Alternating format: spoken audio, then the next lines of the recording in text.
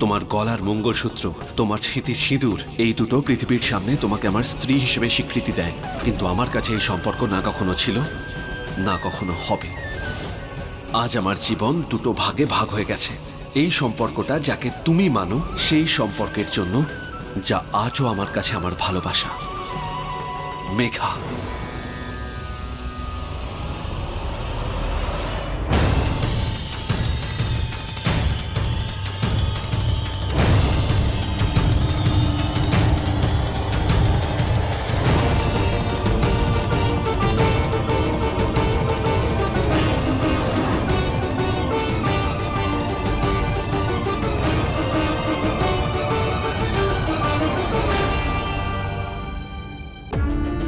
অভয়বাবু, আমি তো আপনার মুখের হাসির কারণ হতে চেয়েছিলাম,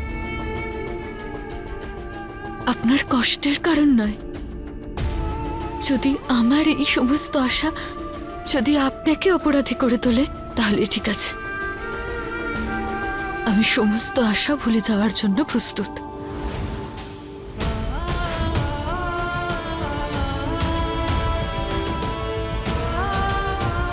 আমি যদি আপনাকে কিচ্ছু খারাপ বলে থাকি, যদি কষ্ট পেয়ে থাকেন আমার কোনো কথায়,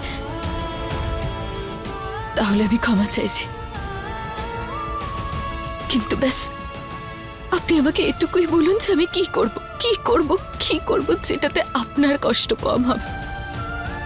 যা বলবেন আমি সেটাই করতে প্রস্তুত। বিন্দি, আমার কাছে বলার মতো কিচ্ছু নেই। আমার এই অবস্থার কোনো সলিউশন নেই আমার কাছে। যদি থাকতো তাহলে আমি এতদিনে সেটা করে ফেলতাম।